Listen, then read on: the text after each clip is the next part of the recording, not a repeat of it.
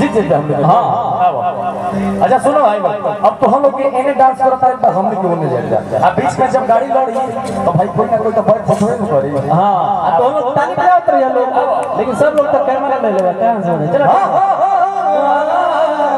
अबे अबे अबे तो तो ही लगा साथी हो घरे आधा तो धक धक करे आधा तो धक धक करे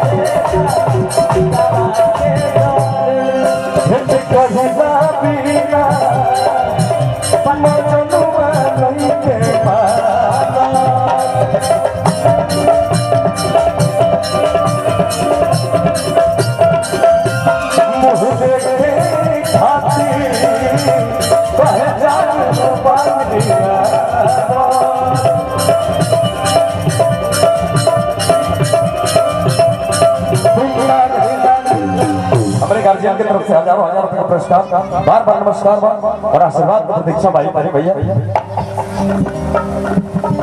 और हमने के झाम बाबा की तरफ से बहुत सारा पुरस्कार, बार बार नमस्कार।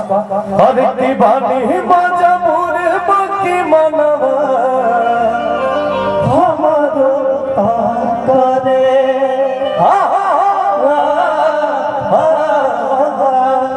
देखिए कहती है कि बानी मजबूर बाकी मनवा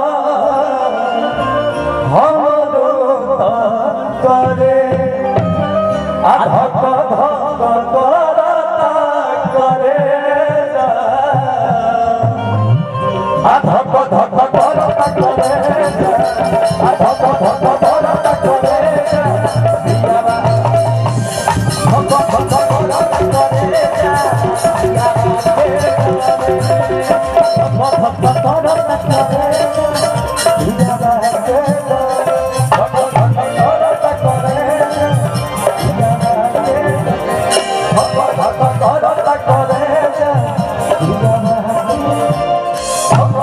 Kara